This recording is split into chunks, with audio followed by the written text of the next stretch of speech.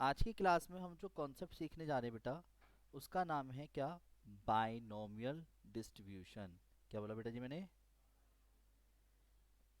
से पहले probability distribution. क्या? तो प्रोबेबिलिटी डिस्ट्रीब्यूशन होता क्या है? हालांकि ये बातें मैं किसी को बताता तो नहीं हूँ, पर आप सब अपने इसलिए बता रहा हूँ, ठीक है? घमंड तो नहीं करोगे? प्रोबेबिलिटी डिस्ट्रीब्यूशन, जिसे शॉर्ट में पीडी पीडी करता हुआ चलूंगा मैं, पीडी पेन ड्राइव नहीं, प्रोबेबिलिटी डिस्ट्रीब्यूशन। पॉइंट ये आता है प्रोबेबिलिटी डिस्ट्रीब्यूशन में, एक होता है रैंडम वेरिएबल्स और एक होती है उसकी प्रोबेबिलिटी, रेस्पेक्टिव प्रोबेबिलिटी। क्या बोला मैंने? Random variables. अब ये रैंडम वेरिएबल्स क्या होते हैं ये समझना बहुत जरूरी है आज की क्लास में। और उसकी जो रेस्पेक्टिव प्रोबेबिलिटी है, रेस्पेक्टिव वर्ड के कॉरस्पॉन्डिंग प्रोबेबिलिटीज होगी, प्रोबेबिलिटी वो एक्चुअली प्रोबेबिलिटी डिस्ट्रीब्यूशन, प्रोबेबिलिटी, ठीक है?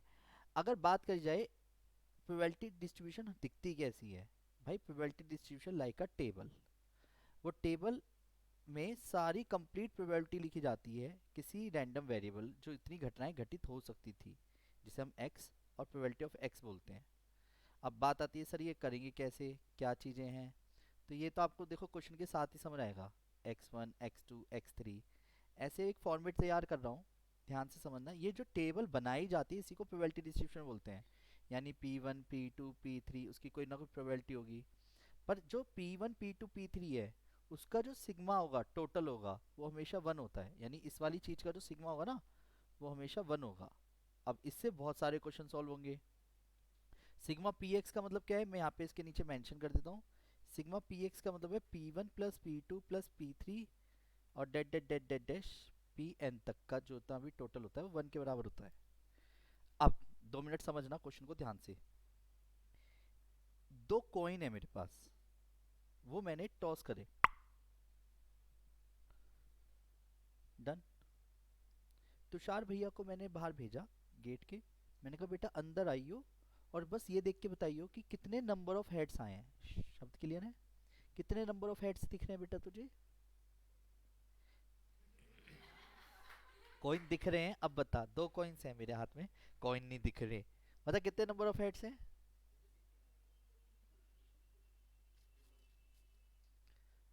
सिक्के ही उछाल लेता हूँ, ले ये ले तो सिक्के।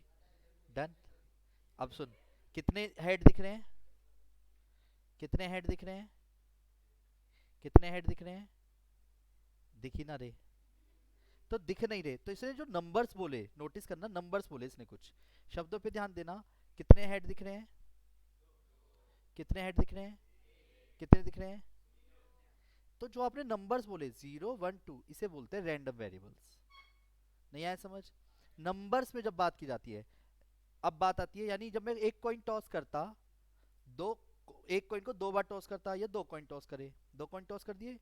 2 बार कॉइन टॉस करने पे मैंने सिंपल सा एक क्वेश्चन बोला कि एक हेड आने की प्रोबेबिलिटी, या तो हेड आने की, 2 बार हेड आने की या ना आने की, सबकी प्रोबेबिलिटी आप जानते हो।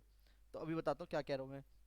अब मान लो, फिर से समझना, 3 डाइस है मेरे पास। अब डाइस तो ना लाने, ठीक है? तो डाइस है हमारे पास 3, और तीनों डाइस को मैंने थ्रो कर दिया, और 3 डाइस मैंने अपने हाथ पे रख लिए तीनों एक साथ। मैंने कहा बेटा एक डाइस, जब आप देखते हो डाइस को आकर के, तो आपको कितने नंबर ऑफ सिक्सेस दिख सकते हैं? तीनों पे दिख सकते हैं, दो पे दिख सकते हैं, एक पे दिख सकता है, एक पे भी नहीं। ये जो नंबरिंग बोली आपने, यानी 0 1 2 3, इसे रैंडम वेरिएबल बोलते हैं। अब बात आती है इनकी, यानी प्रोबेबिलिटी भी होती होगी, बिल्कुल होती है। तो बेटर होगा कि क्यों ना मैं आप सभी को एक क्वेश्चन करके दिखाऊं। आईएससी की एक बुक दीजिए।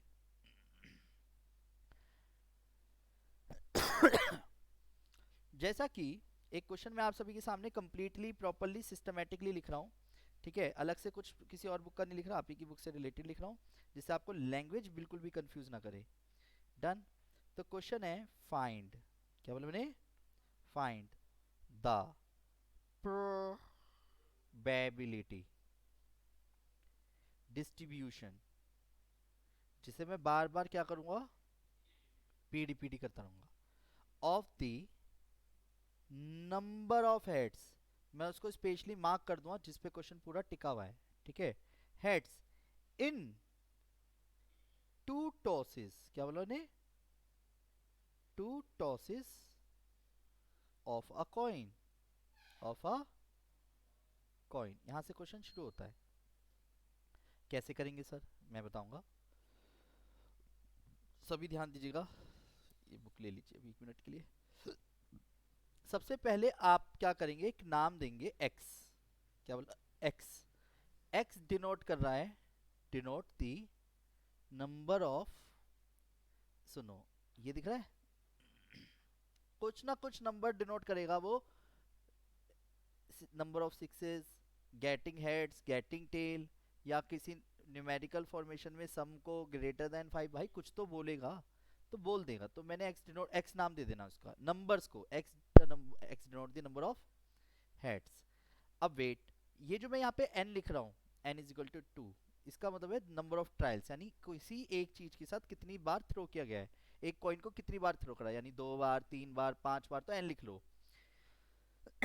हालांकि पी क्यू से मुझे अभी समझाना नहीं है, पर पी और क्यू मैं इसलिए लिख रहा हूँ क्योंकि आने वाले कॉन्सेप्ट में ये कॉन्सेप्ट बहुत इजी करेगा आने वाले क्वेश्चनों को। कैसे, एक कॉइन के अंदर हेड आने की तो प्रोबेबिलिटी जानती हो क्या, और टेल आने की, तो आने की और ना आने की निकाल के रख ली, पर अभी आपको इस बात से कोई लेना देना नहीं है, समझ के चलना। क्योंकि आप एक कॉइन को जब 2 बार टॉस किया जाता है तो सैंपल स्पेस जानते हो क्या, और वो आप बना भी सकते हो क्योंकि आपकी ये हैसियत के अंदर आता है सैंपल स्पेस बनाना। तो कितना, head head, head tail, tail head, और टेल टेल। मेरे क्वेश्चन को ध्यान से सुनना, मैंने आपसे कहा कि बेटा जब 2 कॉइन टॉस किए गए तो आपको कितने नंबर ऑफ हेड्स दिख सकते हैं, शब्दों पे ध्यान दो, आपको कितने नंबर ऑफ हेड्स दिख सकते हैं। यार 3 कैसे दिख जाएंगे, एक चीज बताइए, 3 दिख जाएंगे तुझे, तूने कॉइन कितनी बार टॉस किया है, तुझे 3 दिख जाएंगे। नहीं नहीं, टोटल कैसे वो भी बता चल, मेरे शब्दों पे ध्यान देना। यानी x नंबर ऑफ हेड्स कितने दिख जाएंगे, या तो एक भी नहीं दिखेगा, अब ये समझ पा रहे होंगे मैं लिख क्या रहा हूँ, ये 0 क्या दिख रहा है, समझ आ रहा है ना अब, 1 और 2, नहीं आया समझ। 3 जो बोल रहे थे वो क्या वैलिड है, उसका मतलब हो गया 3 बार हेड आना, जो कि पॉसिबल ही नहीं है, नहीं आया समझ। अब 0 मैं यहाँ पे मेंशन कर देता हूँ, P X is equal to 0 का मतलब क्या है, यानी पी एक्स इक्वल टू 0 का सेंस निकालते हैं यहाँ पे लिख के, x इक्वल टू 0 का मतलब है एक बार भी हेड नहीं आया, यहाँ लैंग्वेज लिख तो दी, x का मतलब क्या है, नंबर ऑफ हेड्स, यानी एक बार भी हेड नहीं आया, तो तभी तो आप बता पा रहे हो प्रोबेबिलिटी क्या है, एक बार भी हेड नहीं आया मतलब प्रोबेबिलिटी है ना उसकी। तो ये क्या बोल रहे हो आप, प्रोबेबिलिटी, प्रोबेबिलिटी ऑफ x नहीं आया है ना, 1/4, नहीं आया समझ। x इज इक्वल टू 1 क्या डिनोट कर रहा है, यानी एक बार हेड आया है। अरे वाह, आप तो बहुत शार्प हो गए हो, नहीं आया समझ। और probability of x is equal to 3, 0, और 2 तो 1/4, ये समझ आया। यानी 2 का मतलब क्या है, दोनों बार हेड आया। तो यार ये तो मैं पहले दिन आपसे पूछ चुका कॉइन के बारे में, अगर एक कॉइन को 2 बार टॉस किया जाए और मैंने कहा दोनों कॉइन हेड शो कर रहे हैं, तो इसका मतलब क्या हो गया,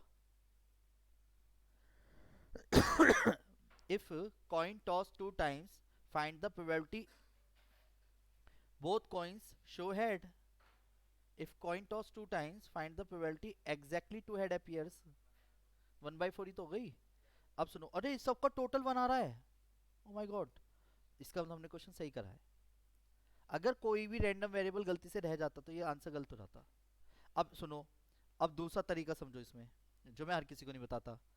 यू अगर मान लो 10 बार कॉइन टॉस कराता तो 10 बार कॉइन टॉस करने पे नंबर ऑफ सैंपल स्पेस 1024 बनते, क्या बनाने बैठूं मैं, फिर उसमें से 2 बार हेड आने की, 3 बार हेड आने की बता दूंगा, वह सैंपल स्पेस तो बनाना, हेड आने की बता दूं, ऐसे कैसे पॉसिबल है, पॉसिबल है। उसके लिए फॉर्मूला सीखेंगे, पर उसके लिए पहले एक कॉन्सेप्ट सीखेंगे, एन नंबर ही तो बढ़ गए, पर पी और क्यू पे घंटा फर्क नहीं पड़ेगा। रीजन, क्योंकि पी और क्यू क्या डिनोट करते हैं, पी डिनोट करता है सक्सेस की प्रोबेबिलिटी को, वो भी एक कॉइन को टॉस करने पे तो हेड आने की बता ही सकते हो, और एक कॉइन को टॉस करने पे उसके फेलियर की बता सकते हो।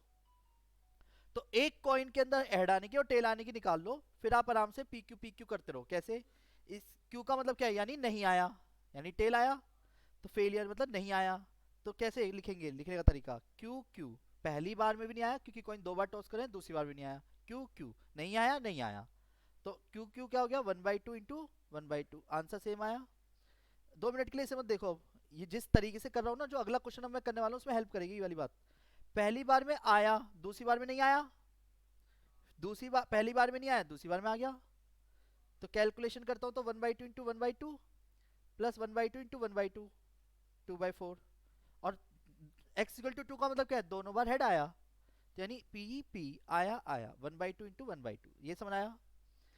जिसे अब ये समझ नहीं आया ना, यकीन मानना मेरे प्यारे प्यारे बच्चों, जिस क्वेश्चन को इस वक्त मैं आप सभी के सामने प्रस्तुत करने जा रहा हूँ, दूसरा एग्जाम्पल, इससे आपको बहुत सिस्टमेटिकली समझ आएगा। क्वेश्चन है, find probability distribution of the number of sixes, number of sixes in a in if dice throw 3 times, clear है।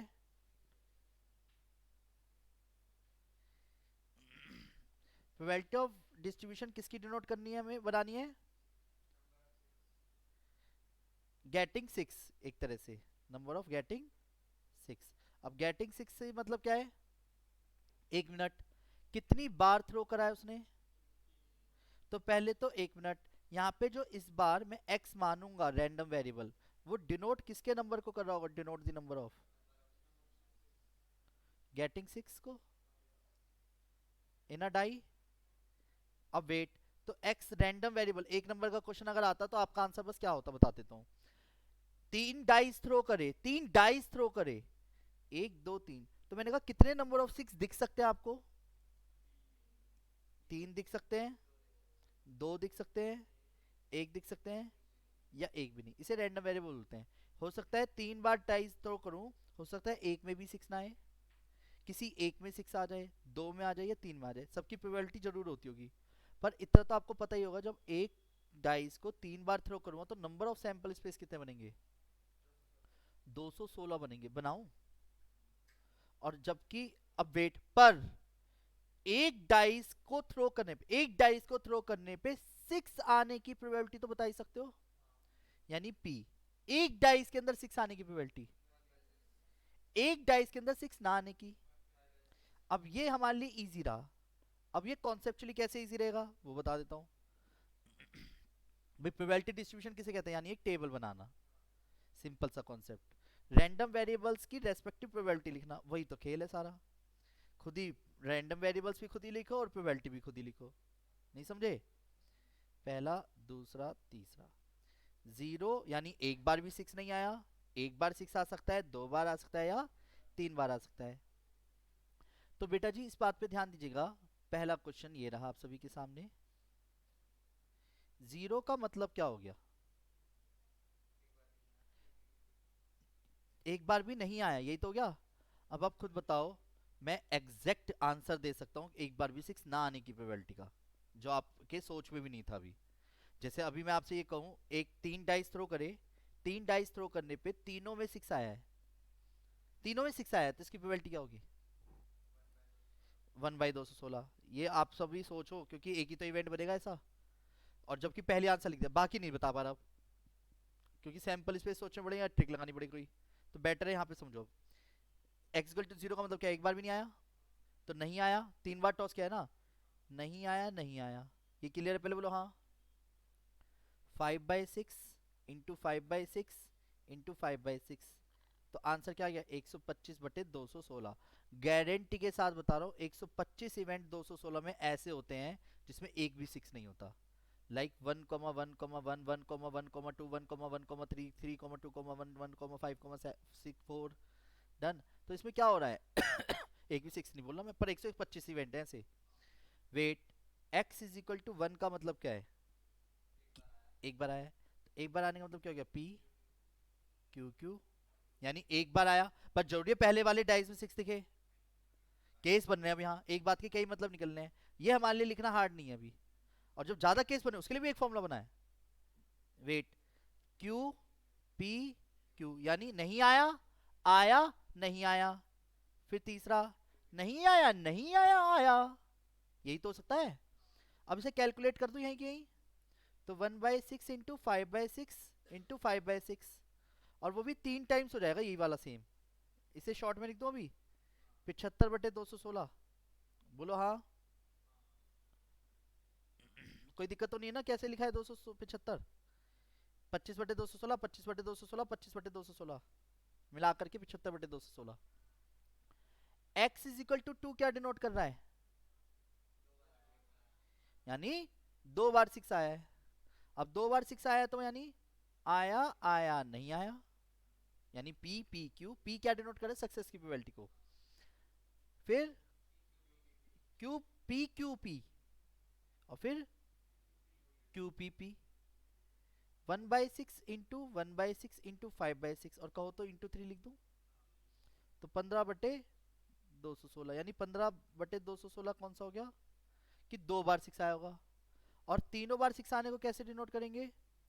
पी पी पी कर ले, क्या करें? तो 1/6 इंटू 1/6 इंटू 1/6, तो आंसर क्या आया? वाह, वो तो पहले ही लिख दिया क्योंकि उसका पता। पर हमने फॉर्मूले से भी निकाल के चेक कर लिया, नहीं आया समझ। इसी तरीके का एक क्वेश्चन अब मैं आपको दे रहा हूं, फिर उसके अंदर फिर मैं एक कॉन्सेप्ट सिखाऊंगा, मीन वेरिएंस और स्टैंडर्ड डेविएशन। रेडी? क्वेश्चन ये रहा आप सभी के सामने। बेटा कर लो, आगे काम आना है। सिलेबस में गया बाढ़ में, एंट्रेंस में हर जगह घुसती हैं चीजें। ठीक है, एक बार 5 मिनट की क्लास और एक्स्ट्रा देखने में कुछ जा तो रहा ही नहीं। नहीं, नहीं समझा?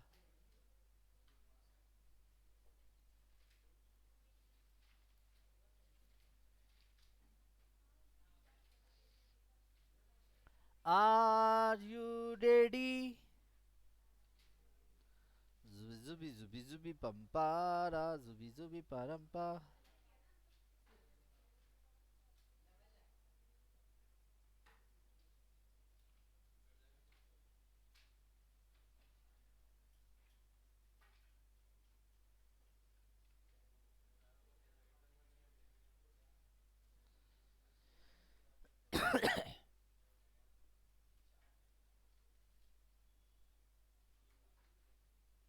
Three tosses of a coin, find the probability distribution of the number of heads in a three tosses of a coin. अब की बार 3 टॉस कराए। भैया एक चीज सोचो तो, सैंपल स्पेस भी आपको पता होता है 3 बार टॉस करने पे, तो आप इसे दोनों तरीके से कर सकते हो, पी क्यू करके भी, नहीं तो सैंपल स्पेस बना के भी। और अगर एक कॉइन को 3 बार टॉस किया जाए तो नंबर ऑफ हेड्स क्या क्या आ सकते हैं? 0, 1, 2, तीनों पे भी तो हेड आ सकता है। आया समझ? आया? करिए सभी, या ऑफ कोर्स अब आप आराम से ला सकते हैं।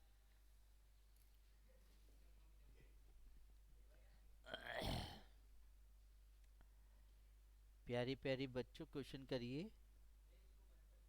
दोनों ही जला डाली।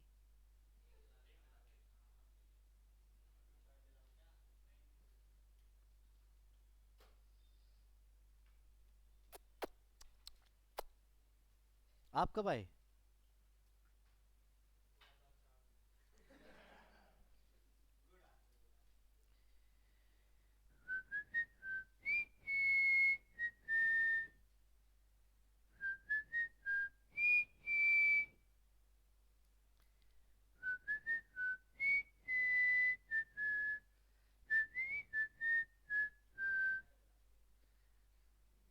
क्वेश्चन हो गया है? मजा दिला दिया।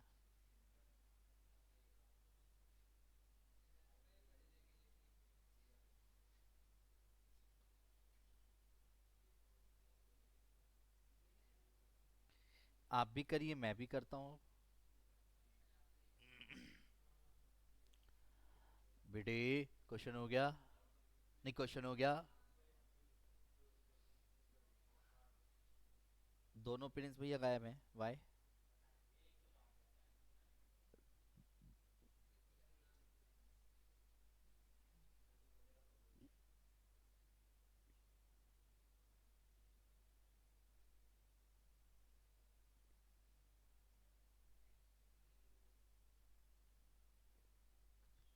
ठीक है। एक्स किसको डिनोट कर रहा है?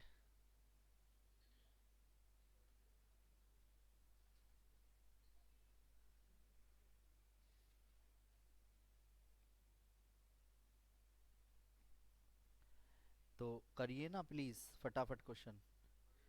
तो 4 बार हेड आएगा, 4 बार टेल आएगा, 2 बार हेड आएगा, 2 बार टेल आता है, 2 बार हेड, 2 बार टेल, फिर हड्डी टूटी हड्डी टूटी, हड्डी टूटी हड्डी टूटी। यस और नो?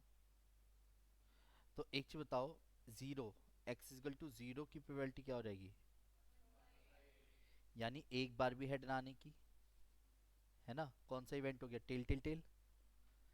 एक्स इक्वल टू 1 का मतलब क्या डिनोट कर रहा है? यानी एक बार हेड आया हो। एक बार हेड आने की प्रोबेबिलिटी क्या होगी? एक बार हेड, वो मैं काउंट करा देता हूँ बच्चों को, 1, 2 और ये 3। ये क्लियर है? बोलो हाँ। क्या आंसर हो गया?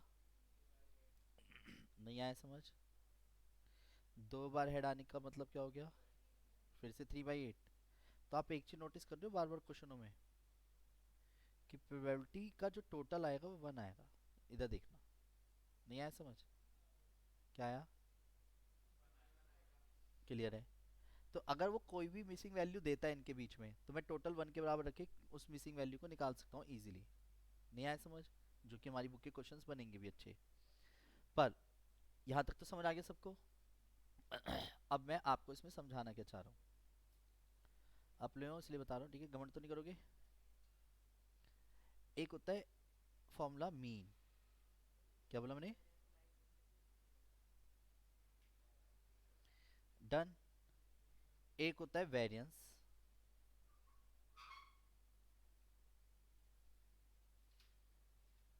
और एक होता है स्टैंडर्ड डेविएशन। इसे क्या बोलते हैं?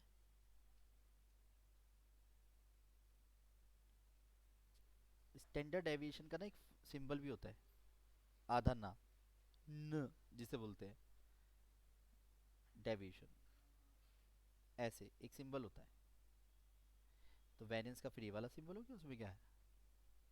क्योंकि variance is the root of, standard deviation is the root of variance होता है। डन। हालांकि इस क्वेश्चन में पहले तो मैं थ्योरी भी लिख रहा हूँ, तो ये कॉन्सेप्ट्स के रूप में भी काम करेगा। मीन को यहाँ पे प्रोबेबिलिटी में एक्सपेक्टेड वैल्यू बोलते हैं, एक्सपेक्टेड वैल्यू ऑफ एक्स, जिसे डिनोट किया जाता है ई एक्स से। किससे डिनोट किया जाता है? ई एक्स से। इसे म्यू से भी डिनोट करते हैं। इन सब का मतलब मीन है। और मीन निकालने का एक फॉर्मूला नहीं होता था, sigma F x divide by sigma F. अगर फ्रीक्वेंसी पता हो, एक्स पता हो, तो सिग्मा एफ से डिवाइड। यहाँ पे सिग्मा एफ 1 है एक्चुअल में, प्रोबेबिलिटी डिस्ट्रीब्यूशन वाला। तो इसलिए फॉर्मूला बस इतना ही रह जाएगा ई एक्स का। ई एक्स का एक फॉर्मूला हो गया, एक्स की पी एक्स में इंटू करके जब आप सिग्मा करोगे तो उसे बोलते हैं क्या? मीन। यानी एक तरह से क्वेश्चन से समझेंगे तो ज़्यादा बेस्ट रहेगा। 0 की इंटू 1/8 में, प्लस 1 की इंटू 3/8 में, प्लस प्लस, ये क्लियर है? तो एट द एंड आंसर क्या आया? 8। एलसीएम 0+3+3+6+3, यानी 12/8, 3/2। तो ये मीन है। नहीं आया समझ? नहीं आया? वेट, एक है ई एक्स स्क्वायर, उसका कुछ नाम नहीं होता, उसका सिर्फ एक फॉर्मूला है जो वेरिएंस के समय पे काम आएगा। क्या बोला? एक्चुअली वेरिएंस का जो फॉर्मूला होता है वो होता है ई एक्स स्क्वायर माइनस ई एक्स का होल स्क्वायर। तो ये जो ई एक्स है ये तो मीन कहलाएगा। दिक्कत क्या है कि यार ये क्या है फिर? ये यहाँ पे करके दिखा रहा हूँ ना, ये 3 फॉर्मूले हैं जिसको बस 5 मिनट तसल्ली से सुन के देखना है आपको, ठीक है? तो यानी 0 का स्क्वायर करके किससे इंटू? 1/8 से। 1 का स्क्वायर करके किससे इंटू? 3/8 से। 2 का स्क्वायर करके, और 3 का स्क्वायर 1/8। तो एट द एंड आंसर क्या आ गया? 0+1 0+3 +4 थी जो 12 +9 24/8 यानी 3 आया है। तो इस 3 का यहाँ पे यूज होगा ये रहा, 3 तो आएगा यहाँ पे, और यहाँ पे आएगा 3/2 का स्क्वायर, मीन का स्क्वायर। ये क्लियर है? तो 3 - 9/4, तो आंसर आ गया 3/4। ये क्या कहलाएगा? वेरिएंस। और वेरिएंस का रूट अगर कर दो तो ये जो आंसर आया √3/2, इसे बोलते हैं स्टैंडर्ड डेविएशन। ये समझ आया? इसका एक शॉर्ट तरीका भी है मीन वेरिएंस और स्टैंडर्ड डेविएशन निकालने का, बाइनोमियल से। हालांकि मैं बताता तो किसी को नहीं हूँ, अगर आप कहो तो मैं आपको बता दूं आंसर मैच कराने के लिए। अगर आपको किसी क्वेश्चन में, ये आपके आईएससी की बुक का कॉन्सेप्ट बनेगा जिसे बाइनोमियल डिस्ट्रीब्यूशन में बोलते हैं।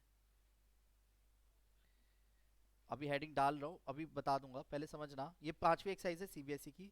इधर P X is equal to R का एक फॉर्मूला होता है एन सी आर, पी की पावर आर क्यू की पावर एन माइनस आर। अभी इसका यूज कैसे करेंगे अभी सिखा रहा हूँ, पर पहले मैं आपको ये बताना चाह रहा हूँ कि इसमें मीन निकालने का जो फॉर्मूला होता है, अगर आपको एन पता है, पी पता है और क्यू पता है, तो आप आराम से निकाल सकते हो मीन वेरिएंस स्टैंडर्ड डेविएशन। क्या है formula? N P, N P Q और रूट एन पी क्यू। अब वेट सर, ये एन क्या है? एन का मतलब है नंबर ऑफ ट्रायल्स, यानी कितनी बार इवेंट के साथ घटनाएं घटित हुई, कितनी बार थ्रो हुआ, कितनी बार वो टॉस हुआ। पी यानी प्रोबेबिलिटी ऑफ सक्सेस की, किसकी? सक्सेस की। और क्यू किसको डिनोट करता है? फेलियर की प्रोबेबिलिटी को। और पी और क्यू का सम हमेशा क्या होता है? 1। अब सुनो, जिस क्वेश्चन को भी मैंने करा है ना, इस क्वेश्चन में आप फटाफट आंसर कैसे निकाल सकते हो, ध्यान से बनना बेटा जी, ध्यान दीजिएगा। मैं ब्लू कलर से लिखना चाहूंगा यहाँ पे। एन की वैल्यू क्या, इसमें कितनी बार कॉइन टॉस हुए? ये एन है, नंबर ऑफ ट्रायल्स, ना कि number of sample space. P, एक कॉइन के अंदर हेड आने की प्रोबेबिलिटी क्या है? एक कॉइन के अंदर। क्यू, ना आने की। अब वेट, मीन निकालने का फॉर्मूला भी क्या बताया? एनपी। तो देखो 3 की 1/2 से इंटू करो, क्या आया? सेम आया। अब पी एन पी क्यू क्या था? वेरिएंस। तो 3 इंटू 1/2 इंटू 1/2 कितना आया? वो सेम आया। और रूट करेंगे उसका तो वो तो है ही फिर स्टैंडर्ड डेविएशन। नहीं आया समझ? पर ये सिर्फ तभी वैलिड है जब एनपीक्यू पता हो। क्लियर है? पर एनपीक्यू पता करना भी हमारे हाथ में ही है। पर अगर ये टेबल बना के देगा तब एनपीक्यू थोड़ी पता हो है, तब तो आपको इस टेबल से इन फॉर्मूलों को याद रखना है, इसलिए ये फॉर्मूला अपनी जगह है। तो अगर आप कहो तो मैं प्रॉपरली इस फॉर्मूले को एक तरफ फिर से मेंशन कर देता हूँ। क्या? ध्यान से समझ लीजिए, फिर आज की क्लास का जो मेन कॉन्सेप्ट बना था कि अगर एक प्रोबेबिलिटी डिस्ट्रीब्यूशन हमारे को गिवन देता है तो प्रोबेबिलिटी डिस्ट्रीब्यूशन की खासियत क्या है, फिर से रिपीट करते हैं। प्रोबेबिलिटी डिस्ट्रीब्यूशन लाइक अ टेबल, जिसे या तो वो आप खुद बनाओ या वो बनी बनाई देगा, इससे ज़्यादा तो कुछ नहीं है। एक्स या फिर प्रोबेबिलिटी ऑफ एक्स। तो जो एक्स होता है वो किसको डिनोट करता है? रैंडम वेरिएबल्स को, लाइक x1 x2 x3, जो भी हो वो डिपेंड ऑन क्वेश्चन है। क्लियर है? तो उनकी प्रोबेबिलिटी p1 p2 p3, ये क्लियर है? बोलो हाँ, बोलो हाँ। यहाँ तक कोई दिक्कत? फिर छोटी छोटी थ्योरी की बात करते हैं। Sigma P X is always equal to 1 होता है। क्लियर है? फिर हमने सीखा मीन, मीन का फॉर्मूला होता है ई एक्स से डिनोट करते हैं। ई एक्स का फॉर्मूला क्या है? Sigma x into P x. ये क्लियर है? बोलो हाँ। वेरिएंस का फॉर्मूला क्या है? वेरिएंस का फॉर्मूला है ई एक्स स्क्वायर माइनस ई एक्स का होल स्क्वायर। अब स्टोरी आके कहाँ अटकती है कि सर ये ई एक्स स्क्वायर क्या है? ये खुद एक फॉर्मूला है जिसका कोई नाम नहीं है बेटा, बात समझ लो। बस इसका तो एक मतलब है कि एक्स स्क्वायर की पहले यानी ऊपर वाले की स्क्वायर करके रैंडम वेरिएबल का उसके रेस्पेक्टिव प्रोबेबिलिटी के साथ इंटू करके सिग्मा कर देंगे। नहीं आया समझ? यहाँ यूज कर लेंगे। और स्टैंडर्ड डेविएशन किसे बोलते हैं? Root of variance. वो तो सिंपल सा है। आया समझ? बोलो हाँ। ओके।